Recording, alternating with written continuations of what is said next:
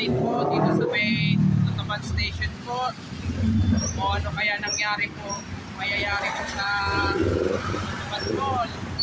Dahil po sa pagtatayo po ng napakalaking station po ng North-South Commuter Railway po.